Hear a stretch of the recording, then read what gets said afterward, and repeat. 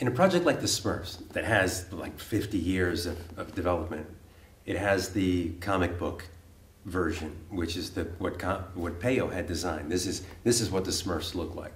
And then in the 80s there was the animation, it was 2D animation. And then later on there was the Smurf movie, which they were trying to create a realistic type Smurf that could work in a human environment. And then there were the Smurf shorts that were hearkening back to the cartoon, the animated cartoon that was done in the 1980s. So there's all these different iterations of the Smurfs. But one of the things that we haven't seen, which is a totally new thing, is can we take Peyo's world, so we go back to the comic book and bypass the 2D animated series and bypass the live action hybrid, bypass all of that, go straight to the source and create an animated film that is a direct representation of what Peyo had created in the animated comic. And I think that's really exciting. Now it comes with its own challenges because you can't do a direct lift of that because it's cartoon language. When he's going to draw a tree, he'll make little tree leaf shapes, like little bubble leaf shapes, in order to represent the tree. But we can't do exactly the same. We could if we were doing it in 2D. We'd create the same language. But this isn't 2D. We have to create a real thing. But we also don't want it to look like a hybrid because the hybrid was trying to create reality. We don't want reality. We want to create a cartoon world of what Peyo had designed. And that's, I think, a really exciting challenge. It comes with the idea that we start with Peyo, but then we have to put designed cartoon language textures on everything to give everything a sense of believability in this three-dimensional world. That's where the challenge comes in. How much information can we put into something and still keep it in the cartoon world so that it doesn't look like a live action world? I'm really excited about that process. I'm really excited to see something like that. But we were trying to think about, well, who's done something that is sort of similar in this regard, the storybook world that was created, or that Peyo had done. And we're thinking of a lot of the designs that had been done for Walt Disney during the Silly Symphony era. There was such a charm, and you realize that it was those cartoons that influenced Peyo and his comic. But it was all done in sort of this soft watercolor effect. And so we thought, well, let's do that. Let's take that realm, let's take that approach and then try to apply it to our world. So there's concessions that we're having to make in order to create that representation. So I'm really excited. We've been putting it together, everything, where we'll do a test. We'll do a design of a tree, and then we paint our textures for the tree. We don't use realistic textures. We're painting everything.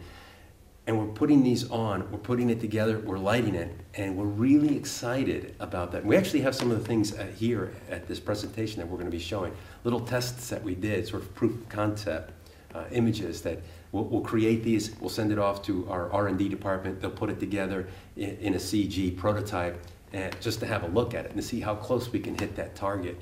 And I think everyone's going to be really excited about where we're at and how close we're getting to that Peyo comic. I think working on any CG animated film,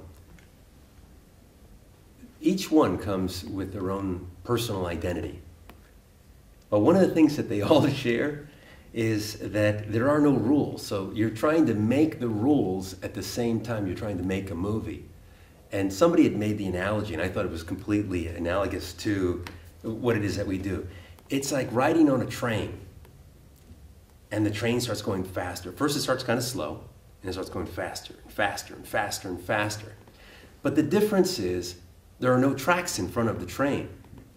And that what you have to do is that you have to lay track for the train while you're on the train.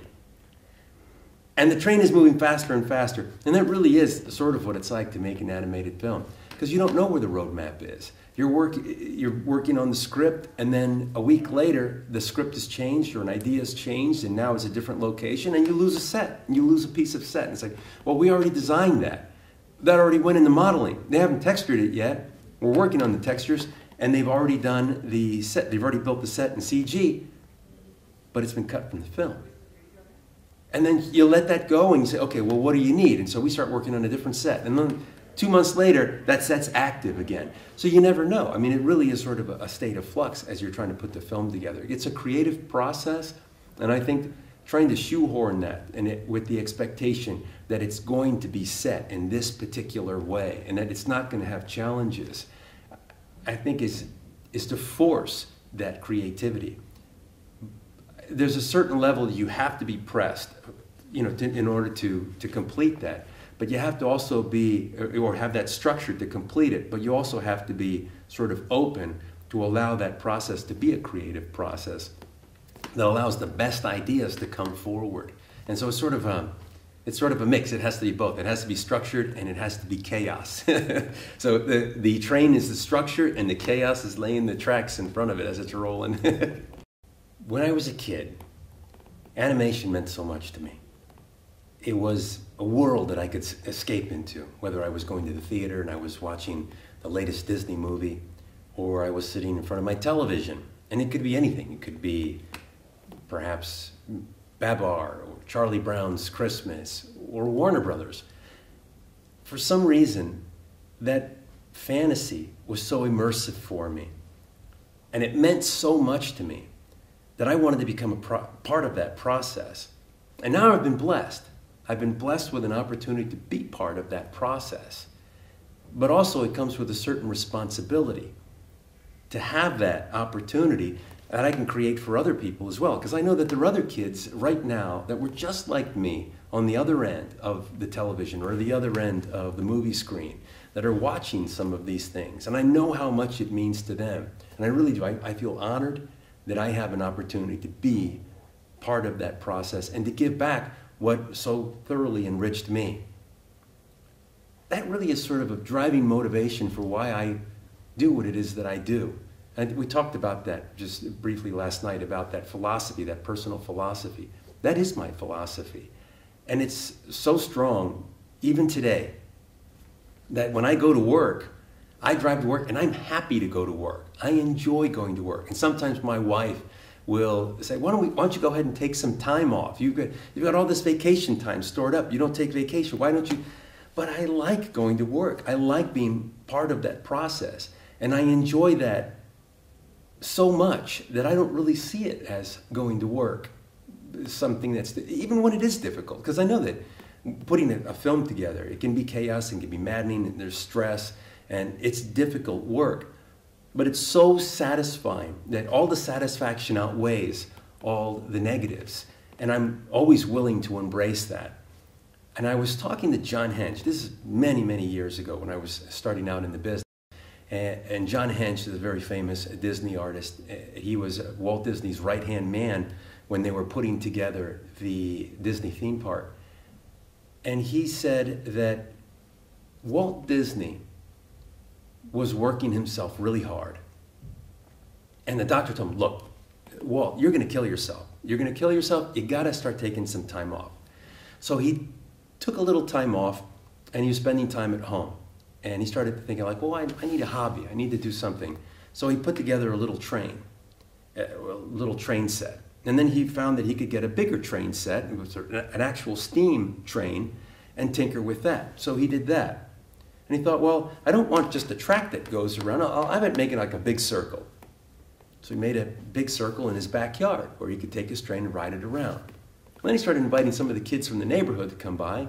He'd work his train and take off and take the kids in a loop.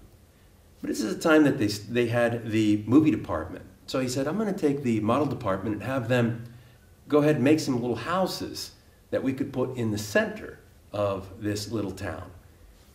And so they had these little houses in the center with the train going around the outside, like little Renaissance cottages and things like that, little Bavarian Pinocchio style thing, with the train going around it. And he said, and you see, and that was the start of Disneyland. And it was one of those things I thought like, wow, that's how the idea got started for Disneyland. And then he made his point and he said, you see, that's why Walt Disney pushed himself so hard. Because he didn't think that what he was doing was work. And I thought at that moment, that's exactly it. That if if you love what you do and you're passionate about what you do and you're following your own dream, your own desire, then you're not really working. So when I drive to work, I'm driving to draw and be part of my dream. I'm not driving to work. When I think about it, I probably haven't worked a day in my life. It's been wonderful. I've really enjoyed being in Turin. I've never been to Turin, Italy. I had been to Italy years ago.